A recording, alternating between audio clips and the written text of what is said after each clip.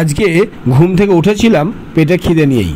সকালবেলা উঠে দেখি পেটটা খিদের মধ্যে পুরো চুঁইচাই করছে। সকালবেলায় ওকে বললাম কী খাবো কী খাবো করেই যাচ্ছি ঘ্যান ঘ্যান কানের কাছে। ও দেখছি ফ্রিজ খুলে বার করে ফেললো একটা আস্ত একটা ব্রেড।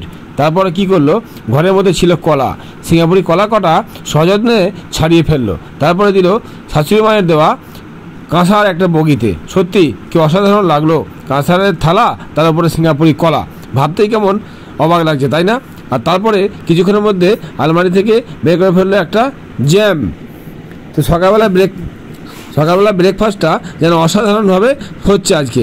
আমি শুধু দেখছি আর অবাক হয়ে যাচ্ছি। আর তারপরে দেখছি ডবল করে ডিম সেদ্ধ। বাহ, সকালবেলা ব্রেকফাস্টে ডিম সেদ্ধ খেতে কার না ভালো লাগে। তাও আবার আধখানা করে কেটে কুসুমগুলো বার করে দেওয়া হয়েছে, আর তার উপরে দিয়েছিল হালকা করে লবণ ছিটিয়ে। সত্যি, আর ডিমগুলো আবার ছুরি দিয়ে ফিল্মি কায়দায় কাটা। সত্যি কি অসাধারণ না। জ্যামটা দেখে যেন মনে হচ্ছে কাশির সিরাপ। আসলে এটা কাশির সিরাপ নয়, এটা কিন্তু জ্যাম ছিল। বাবার কালে কোনোদিন কখনো খাইনি, তো তাই এটাকে দেখে এরকমই মনে হচ্ছিল। যাই হোক, সর্বোপরি শেষমেশ খাওয়া দাওয়াটা কিন্তু আজকে অসাধারণভাবে হয়েছিল। জ্যাম, সিঙ্গাপুরি কলা, আবার হলুদ করে ছুরি দিয়ে ফিল্মি কায়দায় কাটা ডিমের সেদ্ধ, কি অসাধারণ দেখতে লাগছে তাই না। যেন মনে হচ্ছে নৈবেদ্য এসে সামনের মধ্যে সেজে গেছে। আর খেতে খেতে ফোন দেখা আমার একটা অভ্যাস। ও রেগে যায় ঠিকই, তবুও কিন্তু আমি ফোন দেখা ছাড়ি না। কারণ মনে করি ফোন দেখাটা, খেতে খেতে ফোন দেখাটা একটা পুরুষত্ব, আর পুরুষত্ব বেঁচে আছে বলেই আমরা কিন্তু এগিয়ে চলেছি।